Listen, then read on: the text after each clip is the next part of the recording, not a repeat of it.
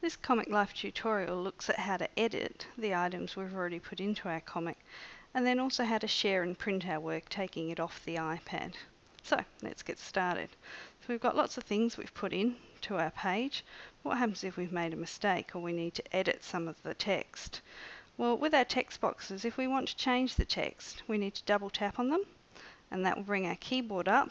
We can press and hold and move the cursor along until we find the spot where we want to add something in. There we go. And you can add in text, you can take it away, whatever it is you need to do to edit it to make it right. When you're finished, drop down the keyboard. Do the same sort of thing with photos. You can go in there, double tap, and you've got your option there to delete, replace, different bits and pieces depending on what you want to do. Okay, the other one I want to show you is editing the lettering, because there's some really nice options there. We select the lettering. Let's go to the page button over here.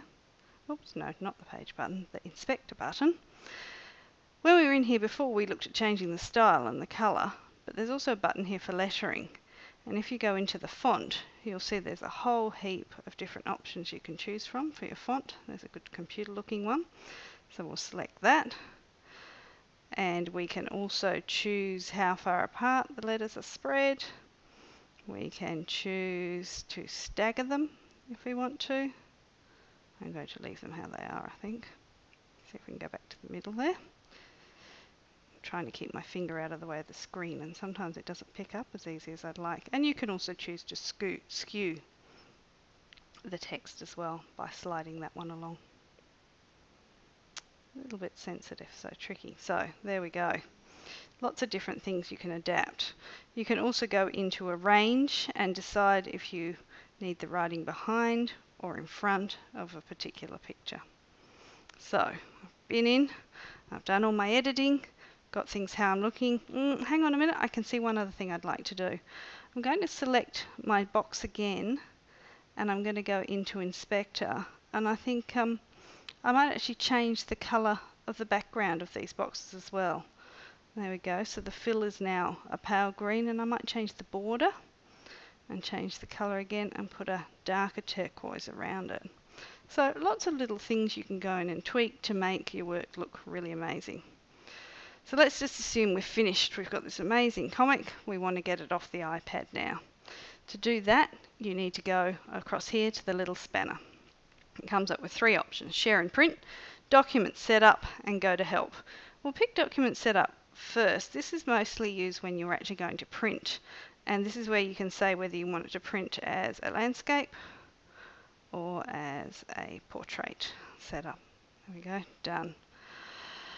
Let's go back to share and print. When we hit share and print, there's different options. Copy to gives you options to take this digital file off the iPad. So we can do that by copying it to iTunes, copying it to Dropbox, or copying it to WebDAV if you have that set up at your school. There's also share, where you can share directly to social media sites like Facebook or Twitter, or you can email the file, or you can save the file as a picture in your photo library. This last one is really handy because it means you then have your comic to import into other things you're making. For example, if you're making an ebook in Creative Book Builder. So lots of options there.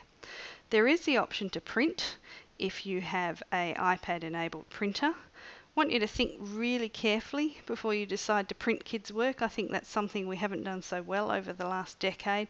We've got kids to create things on the computer, but we've said to them each time, to show you're finished, you have to print it. I think these days there are so many other online contemporary ways to publish that unless you need to do a display in your classroom, I'd be staying away from the print. And finally, there's Open In. So this turns your comic into a PDF, and then you can choose to open it in another application that accepts PDF. So you can see here, got lots of different apps that I could open it up in. Alright, the last thing I want to show you in here is the Go to Help, because they've done a really good job with the help files for Comic Life. Takes you to the web page. It's really clearly set out with the tasks. You can tap on a particular item, And I like the logical way the information's set out with all the structures. So even if you don't remember how to do everything on the videos, you know help is at hand. So that concludes our tutorials on Comic Life.